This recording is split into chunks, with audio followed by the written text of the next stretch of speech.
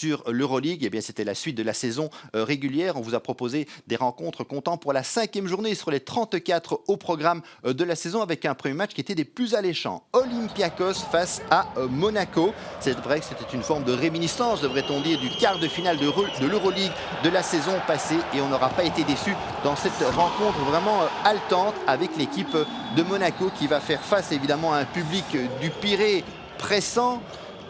On va gérer parfaitement cette pression du côté de Monaco avec 10 paniers à 3 points, 23 points pour Eli Ekobo, 20 points pour l'intenable Mike James, également auteur de 6 rebonds et de 5 passes. Et finalement un collectif monégasque qui est complété aussi par les performances de Jordan Lloyd et de John Brown. Vraiment dominateur au rebond, cette équipe de Monaco, 10 rebonds offensifs.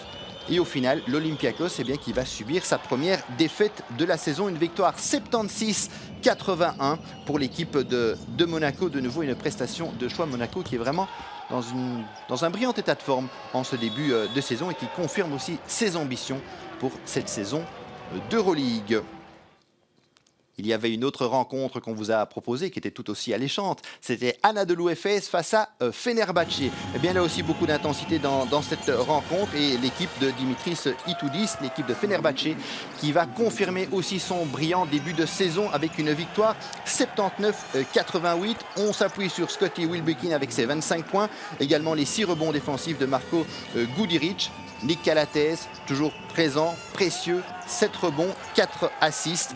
Et on parvient à déjouer finalement les offensives de l'Anadolu Efes, qui s'appuiera dans un premier temps sur Micic avec ses 19 points, ou sur Will Clyburn avec ses 6 rebonds défensifs. Mais au final, c'est bel et bien une victoire pour Fenerbahçe, 79-88. Et vous voyez à quel point on a été vraiment précis dans ce match, dans une ambiance folle. On connaît aussi le public de l'Anadolu Efes. Anadolu Efes, doit-on le rappeler, qui est évidemment le tenant du titre. Mais des actions brillantes de la part de Fenerbahçe. Il y a également eu d'autres rencontres. On peut préciser la victoire de Barcelone face à Milan, la défaite du Real Madrid face à Bologne, et également la victoire du Maccabi face au Panathinaikos. Si bien qu'actuellement, vous voyez les 8 premiers du classement. Eh bien, le sans faute toujours pour Fenerbahçe.